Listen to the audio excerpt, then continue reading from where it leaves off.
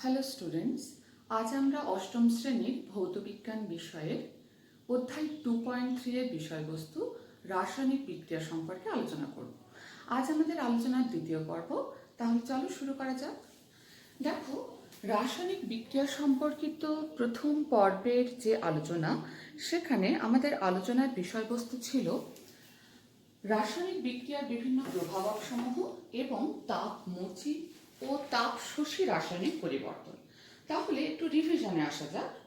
দেখো, কয়েকটা প্রশ্ন জিজ্ঞেস করি। প্রথম প্রশ্ন, আলোর প্রভাবে ঘটে এমন একটি রাসায়নিক বিক্রিয়ার উদাহরণ দাও তো। সালোক সংশ্লেষ। প্রশ্ন 2, তরমুজের বীজে কোন এনজাইমের উপস্থিতি লক্ষ্য করা যায়? উত্তর হলো ইউরিয়েজ। আচ্ছা বলো তো, পারক্সাইডের বিয়োজন দ্রুত ঘটায় এমন একটা জৈব অনুঘটকের নাম কি? ক্যাটালিজ।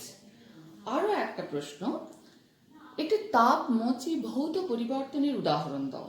দেখো, জলের মধ্যে যদি ফোঁটা ফোঁটা গাঢ় সালফিউরিক অ্যাসিড মেশানো হয়, তাহলে এক্ষেত্রে মিশ্রণ উত্তপ্ত হয়। এটি তাপমোচী ভৌত পরিবর্তনের উদাহরণ, তাই তো?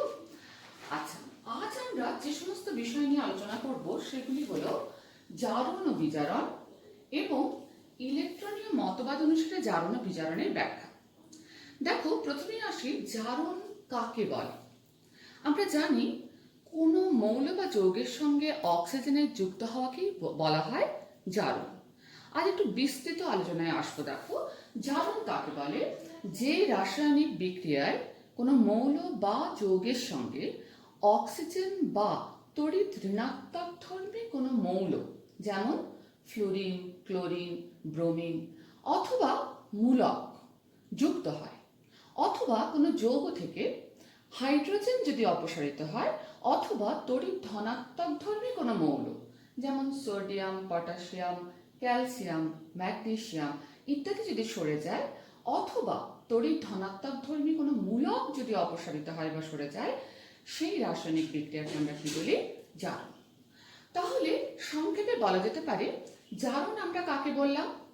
যদি কোনো মৌল বা যৌগের সঙ্গে অক্সিজেন যুক্ত হয়, বা তড়িৎ ঋণাত্মক ধর্মী কোনো মৌল ফ্লোরিন, ক্লোরিন, ব্রোমিন ইত্যাদি যুক্ত হয়, অথবা তড়িৎ ঋণাত্মক ধর্মী কোনো মূলক যদি যুক্ত হয়, তাকে বলা হয় জারণ।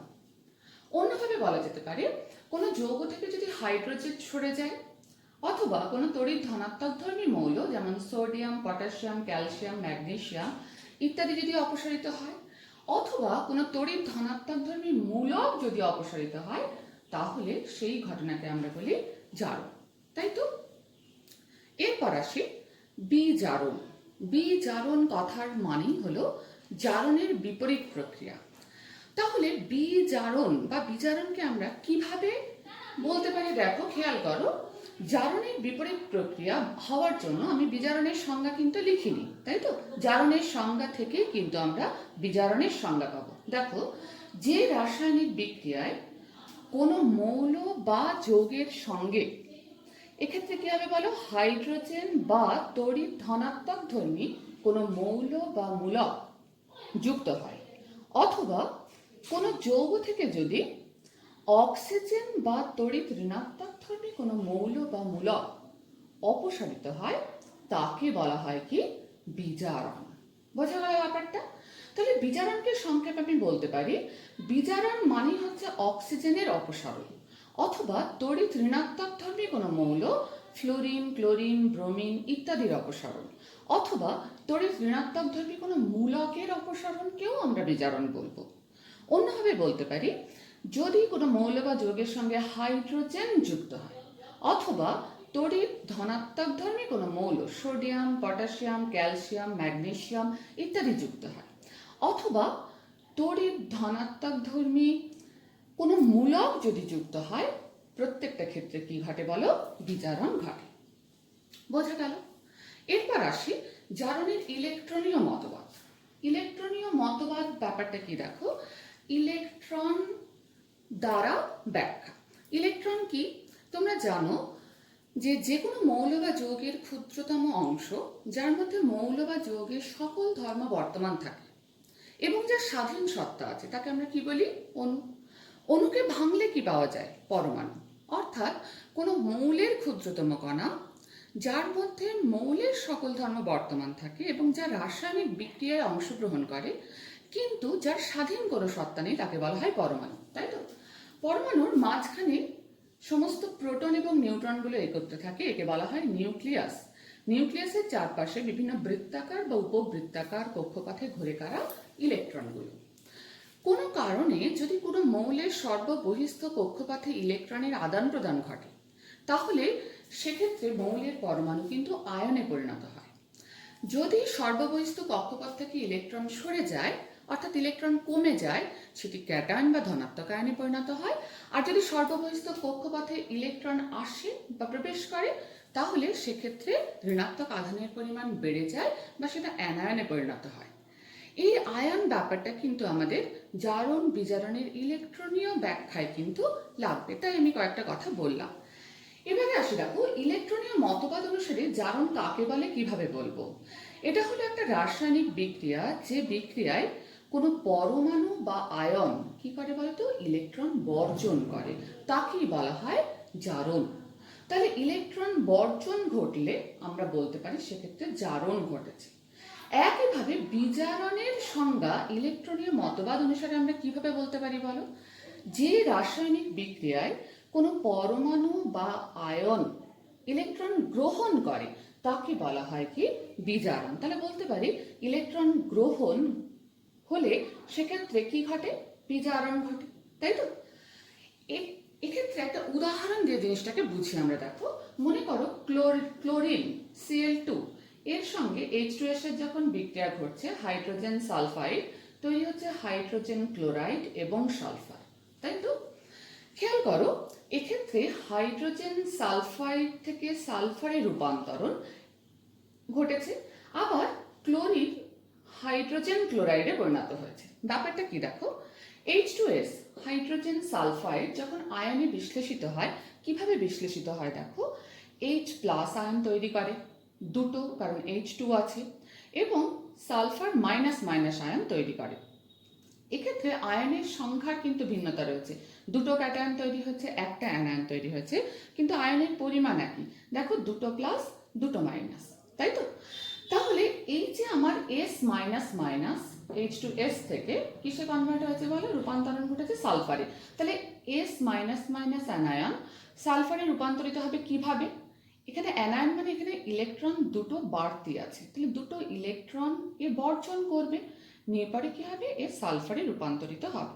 তাহলে ইলেকট্রন বর্জন মানে আমরা দেখেছি কি ইলেকট্রন বর্জন মানে কি জারণ, তাহলে এক্ষেত্রে কি ঘটেছে জারণ ঘটেছে। তাহলে H2S থেকে সালফারে রূপান্তরণ এটা কিসের উদাহরণ, জারণের উদাহরণ। বোঝা গেল ব্যাপারটা? এরপর দেখো ক্লোরিন সেটা কিসে রূপান্তরিত হয়েছে, HCl বা হাইড্রোজেন ক্লোরাইড। হাইড্রোজেন ক্লোরাইড যখন আয়নে বিশ্লেষিত হয় কি তৈরি করে দেখো H+ এবং Cl-। যেহেতু দুটো HCl তৈরি হয়েছে তাই এক্ষেত্রে এটা আয়নে ভাঙলে দুটো H+ তৈরি করবে এবং দুটো ক্লোরিন মাইনাস তৈরি করবে, অর্থাৎ এক্ষেত্রে ক্লোরিন মাইনাসে রূপান্তরিত হয়েছে। দুটো ক্লোরিন দুটো ইলেকট্রন গ্রহণ করে, দেখো ইলেকট্রন গ্রহণ করা মানেই কিন্তু সেটা অ্যানায়নে পরিণত হচ্ছে, তাই তো? ক্লোরিন মাইনাসে রূপান্তরণ ঘটেছে। ইলেকট্রন গ্রহণকে আমরা বলতে পারি কি বিজারণ, অর্থাৎ এক্ষেত্রে কিন্তু ক্লোরিন যখন হাইড্রোজেন ক্লোরাইডে রূপান্তরিত হয়েছে এক্ষেত্রে কিন্তু বিজারণ ঘটেছে। তাহলে ইলেকট্রনীয় তত্ত্বের সাহায্যে আমরা কিন্তু জারণ এবং বিজারণকে ব্যাখ্যা করতে পারলাম। সাধারণভাবে তো খুবই সহজ, হাইড্রোজেন সালফাইড থেকে হাইড্রোজেন অপসারিত হয়েছে, হাইড্রোজেন অপসারণ অর্থাৎ এক্ষেত্রে কি ঘটেছে জারণ ঘটেছে, তাই তো? আর ক্লোরাইডের সঙ্গে দেখো হাইড্রোজেন যুক্ত হয়েছে, হাইড্রোজেন যুক্ত হওয়া বা হাইড্রোজেন সংযোজন মানে বিজারণ ঘটেছে। তাহলে আমরা দুইভাবেই কিন্তু জারণ ও বিজারণকে ব্যাখ্যা করতে পারলাম, তাই তো? এরপর চলে আসে দেখো জারক দ্রব্য কাকে বলে। জারক দ্রব্য হচ্ছে সেই সমস্ত পদার্থ যারা অপর পদার্থের জারণে সাহায্য করে। তাহলে যে সমস্ত পদার্থ অপর পদার্থের জারণে সাহায্য করে মানেই কিন্তু নিজেরা কি হয় বিজারিত হয়। কেন বলতো, এই যে উদাহরণে দেখলাম যে কোনো একটা পরমাণু বা আয়ন যতগুলো ইলেকট্রন বর্জন করে অপর কোনো পরমাণু বা আয়ন ততগুলো ইলেকট্রন গ্রহণ করে। তাহলে কোনো একটা বিক্রিয়ায় যখন একটা পরমাণু বা আয়ন ইলেকট্রন বর্জন করছে, সেই বর্জিত ইলেকট্রন কিন্তু অপর একটা পরমাণু বা আয়ন গ্রহণ করছে, তাই তো? তাহলে এক্ষেত্রে জারণ ঘটলে কিন্তু বিজারণ ঘটবেই। তাহলে কোনো একটা বিক্রিয়াতে যখন জারণ ঘটে, সেক্ষেত্রে কিন্তু বিজারণও ঘটে, অর্থাৎ জারণ এবং বিজারণ একসঙ্গে ঘটে। এই ব্যাপারটাতে আমরা পরে আসছি। তাহলে যদি কোনো একটা পদার্থ অন্য কোনো একটা পদার্থকে জারণে সাহায্য করে, অর্থাৎ অন্য পদার্থের জারণ ঘটায়, তার মানে সে নিশ্চয়ই বিজারিত হবে। তাহলে যে অপর পদার্থের জারণে সাহায্য করে তাকে বলা হয় জারক দ্রব্য। ইলেকট্রনীয় মতবাদ অনুসারে এটা আমরা কিভাবে লিখতে পারি দেখো, কোনো জারণ বিজারণ বিক্রিয়ায় যে পদার্থটা ইলেকট্রন গ্রহণ করে তাকেই আমরা বলছি জারক পদার্থ। কেন বলতো? যে পদার্থ অপর পদার্থের জারণ ঘটাচ্ছে, অর্থাৎ তার নিজের বিজারণ হচ্ছে, অর্থাৎ সে কি করছে? ইলেকট্রন গ্রহণ করছে। তাই বললাম কোনো জারণ বিজারণ বিক্রিয়ায় যে পদার্থটি ইলেকট্রন গ্রহণ করে তাকেই বলা হয় জারক পদার্থ। অর্থাৎ জারক পদার্থের কি ঘটে বলো? বিজারণ ঘটে। বোঝা গেল? কয়েকটা কঠিন জারক পদার্থের উদাহরণ দেখো, manganese dioxide MnO2, potassium permanganate KMnO4, potassium dichromate K2Cr2O7। এগুলো হলো কঠিন জারক পদার্থ। তরল জারক পদার্থের কয়েকটা উদাহরণ হচ্ছে ব্রোমিন, হাইড্রোজেন পারঅক্সাইড H2O2, গাঢ় নাইট্রিক অ্যাসিড গাঢ় HNO3, গাঢ় সালফিউরিক অ্যাসিড গাঢ় H2SO4। এটা তরল জারক পদার্থের উদাহরণ। আর গ্যাসীয় জারক পদার্থ কোনগুলো দেখো, অক্সিজেন O2, ওজোন O3 এবং ক্লোরিন Cl2। এরা হলো গ্যাসীয় জারক পদার্থ। বোঝা গেল? এরপর আসি বিজারক দ্রব্য কাকে বলে। জারক দ্রব্যের ঠিক বিপরীত। তাহলে এক্ষেত্রে আমরা কিভাবে বলতে পারি, যে পদার্থ অপর পদার্থের বিজারণে সাহায্য করে। পদার্থের বিজারণে সাহায্য করে মানে নিজে জারিত হয়, নিজে জারিত হয় মানে ইলেকট্রন বর্জন করে। তাহলে ইলেকট্রনীয় মতবাদ অনুসারে কি বলতে পারি দেখো, কোনো জারণ বিজারণ বিক্রিয়ায় যে পদার্থটি ইলেকট্রন বর্জন করে তাকে বলা হয় বিজারক পদার্থ। অর্থাৎ বিজারক পদার্থের কি ঘটে? জারণ ঘটে, তাই তো? যেমন কঠিন বিজারক কোনগুলো, কার্বন, স্ট্যানাস ক্লোরাইড SnCl2 এবং সোডিয়াম, এরা কঠিন বিজারক। তরল বিজারক কোনগুলো দেখো, হাইড্রোজেন ব্রোমাইড এবং পারদ বা মার্কারি, এরা হলো তরল বিজারক। গ্যাসীয় বিজারক কারা? H2S হচ্ছে hydrogen sulphide, carbon monoxide, sulphur dioxide, hydrogen এবং অ্যামোনিয়া, এরা হলো গ্যাসীয় বিজারক। বোঝা গেল? এরপরে আসি দেখো, এরকম আসে প্রশ্ন যে জারণ বিজারণ ক্রিয়া একই সঙ্গে ঘটে, ব্যাখ্যা করো। কিভাবে বলবো দেখো, একটা ইলেকট্রনীয় মতবাদ অনুসারে ব্যাখ্যা করো। দেখো একটা উদাহরণ নিই। মনে করো কিউপ্রিক অক্সাইড CuO, এর সঙ্গে যখন হাইড্রোজেন যুক্ত হচ্ছে, কি তৈরি হচ্ছে? কপার প্লাস জল। এক্ষেত্রে ঘটনা কি ঘটছে দেখো, কিউপ্রিক অক্সাইড যখন কপারে পরিণত হচ্ছে, অক্সিজেন অপসারিত হচ্ছে, তাই তো? তাহলে অক্সিজেন অপসারণ মানে আমরা কি জানি? বিজারণ। তাহলে এটাকে আমরা ইলেকট্রনীয় তত্ত্বের সাহায্যে দেখো কিভাবে ব্যাখ্যা করব।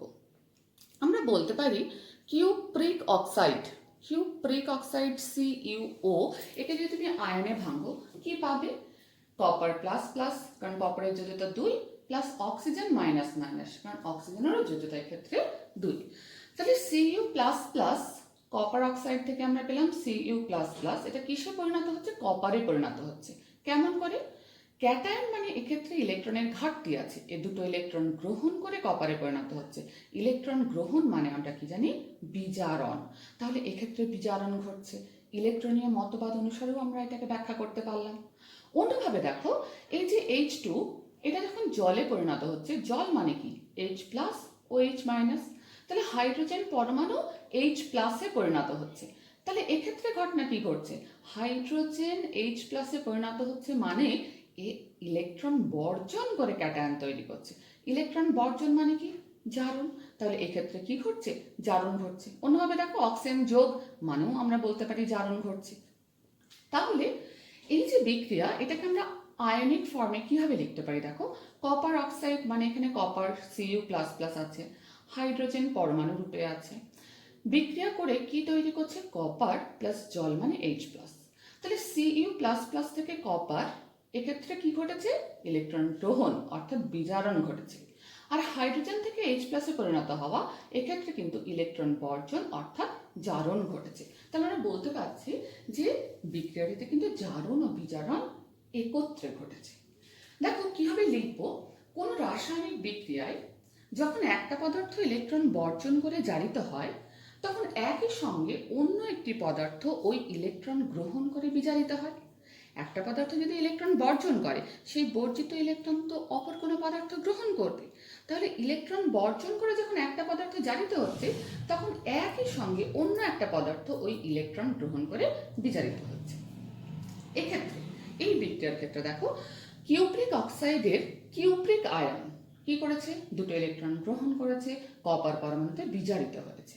তাহলে আমরা জানি যখন বিজারণ ঘটে, কার বিজারণ ঘটে, জারক পদার্থের বিজারণ ঘটে, তাই তো।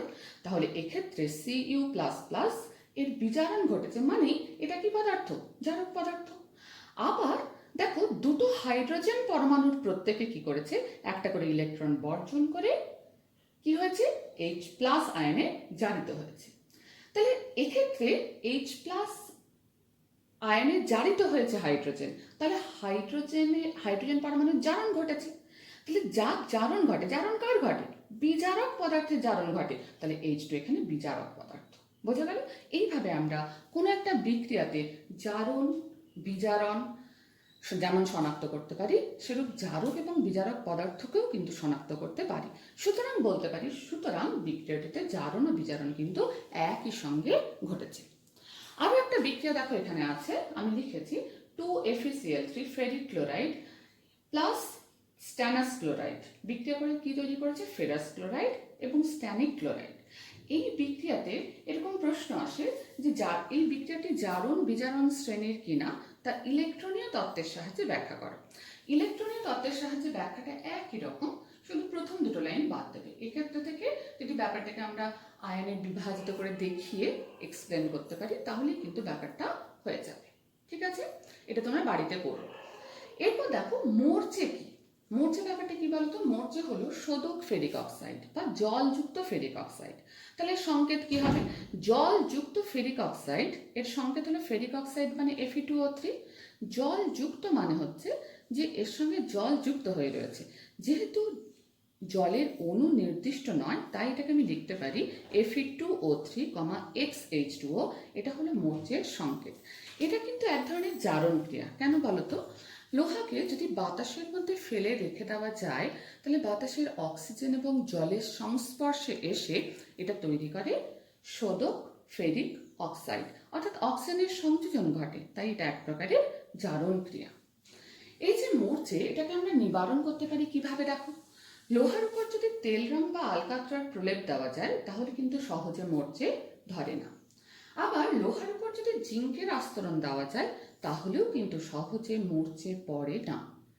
একে কিন্তু গ্যালভানাইজেশন বলে। তাহলে গ্যালভানাইজেশন ব্যাপারটা কি, কোনো পদার্থের উপর যদি জিঙ্কের আস্তরণ দেওয়া যায় তাহলে তাকেই বলা হয় গ্যালভানাইজেশন। বোঝা গেল? এক্ষেত্রে দেখো আমরা জারণ আর দহন দুটো কথা পাই। জারণ মানে কি, অক্সিজেনের সংযোজন, আবার দহন মানে কি, অক্সিজেনের সংস্পর্শে দাও দাও করে জ্বলে ওঠায়, কি বলা হয় তো দহন। তাহলে এখানে পার্থক্য কি দেখো, জারণে সামান্য তাপ উৎপন্ন হলেও কিন্তু কোনো আলো উৎপন্ন হয় না, দহনে প্রচুর পরিমাণে তাপ ও আলো উৎপন্ন হয়। বোঝা গেল? দহন হচ্ছে দ্রুত প্রক্রিয়া, জারণ হলো ধীর প্রক্রিয়া। এইভাবে আমরা দুটো পার্থক্য বলতে পারি। এক্ষেত্রে আরও আমরা একটা দুটো প্রশ্ন বলতে পারি কিভাবে, দেখো অনেক সময় দেখা যায় নারকেল তেল বা সর্ষের তেল যদি অনেকদিন পড়ে থাকে তার থেকে একটা উদ্ভট গন্ধ বের হয়, যাকে বলা হয় তেল চিটে গন্ধ। কেন বার হয় বলতো, দেখো নারকেল তেল বা সর্ষের তেল যদি অনেকদিন পড়ে থাকে তাহলে বাতাসের অক্সিজেন এবং জলীয় বাষ্পের সঙ্গে বিক্রিয়ায় কিছু যৌগ তৈরি করে, ওই যৌগগুলোর জন্যই কিন্তু এখান থেকে একটা তেল চিটে গন্ধ বার হয়। আরও একটা ব্যাপার দেখো, কোনো কোনো ফল যেমন আপেল, ডাব, এগুলোকে তোমরা যদি কেটে ফেলে রেখে দাও খেয়াল করবে যে কিছুক্ষণের মধ্যেই না বাদামি ছোপ ধরে যায়। কেন বলতো, এই ফলের মধ্যে কিছু উৎসেচক বাতাসের অক্সিজেনের সঙ্গে বিক্রিয়া করে কি করে, ফলের মধ্যে থাকা কিছু জৈব যৌগের জারণ ঘটায়, যার ফলে কিন্তু বাদামি ছোপ দেখা যায়।